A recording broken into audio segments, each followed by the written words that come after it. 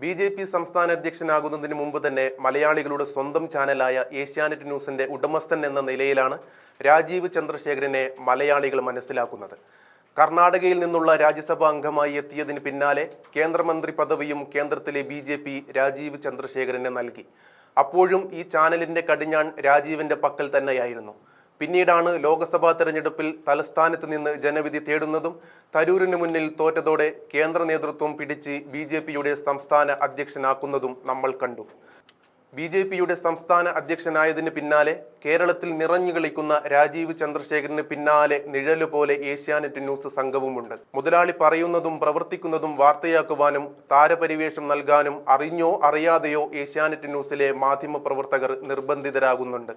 എന്നാൽ അതിൽ നിന്ന് വ്യത്യസ്തമാണ് ഗം എന്ന പരിപാടിയും അവതാരകൻ നിശാന്തും എന്ന് പറയേണ്ടി വരും. കന്യാസ്ത്രീ വിഷയത്തിൽ കേരളത്തെ ഒന്നാകെ പറഞ്ഞു പറ്റിച്ച രാജീവ് ചന്ദ്രശേഖരനെയും ബി.ജെ.പിയെയും എയറിൽ കയറ്റിയിരിക്കുകയാണ് ഗം ഹാസ്യ പരിപാടി.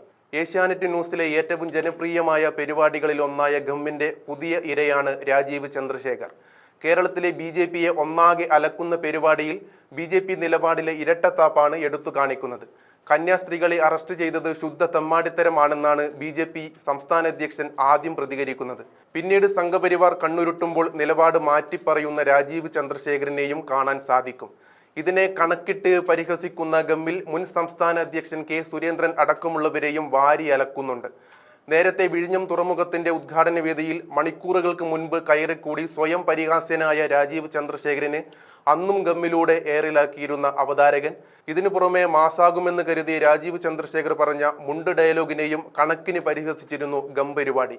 ഇതിനു പിന്നാലെയാണ് ഇക്കഴിഞ്ഞ ആഗോള തൊഴിലാളി ദിനമായ മെയ് 1 തന്നെ ഏഷ്യാനെറ്റ് ന്യൂസിന്റെ ഓൺലൈൻ വിഭാഗത്തിലെ ചില തൊഴിലാളികളെ മാനേജ്മെന്റ് പറഞ്ഞയച്ചിരുന്നു. മാധ്യമപ്രവർത്തകരിൽ പകുതിയിലേറെ പേരെയും ചെലവ് ചുരുക്കലിന്റെ ഭാഗമായിട്ടാണ് പറഞ്ഞുവിടാൻ ഒരുങ്ങുന്നത്. രാജീവ് ചന്ദ്രശേഖരന്റെ ചാനൽ ബിനാമിയായ ചീഫ് ഓപ്പറേറ്റിംഗ് ഓഫീസർ തപൻ ശർമ്മയുടെ തീരുമാനമാണ് പിരിച്ചുവിടൽ എന്നാണ് ജീവനക്കാരെ മാനേജ്മെന്റ് അറിയിച്ചത്. ഇതിന്റെ തുടർച്ചയായി അധികം വൈകാതെ തന്നെ ഏഷ്യാനെറ്റ് വാർത്താ ചാനലിലും കൂട്ട പിരിച്ചുവിടൽ നടത്താൻ നീക്കങ്ങൾ ഒരുങ്ങുന്നതായി അന്ന് വാർത്തകൾ വന്നിരുന്നു. ചാനലിന്റെ അടിവേരറുത്ത് പൂർണ്ണമായും കാവ്യവൽക്കരിക്കാനുള്ള നീക്കമാണ് പിരിച്ചുവിടലിന് പിന്നിലെന്നും പറയുന്നുണ്ട്. അർണാബ് ഗോസ്വാമിയുടെ റിപ്പബ്ലിക് ചാനലിൽ CEO ആയിരുന്നു തപൻ ശർമ്മ. ഇങ്ങനെ പൂർണ്ണമായും കാവ്യവൽക്കരിക്കാനുള്ള നീക്കം ഏഷ്യാനെറ്റിൽ നടക്കുന്നതിനിടയിലാണ് ആക്ഷേപഹാസ്യ പരിപാടിയിലൂടെ തന്നെ ചാനൽ ഉടമസ്ഥനെ ജീവനക്കാർ എയറിൽ കയറ്റിയിരിക്കുന്നത്.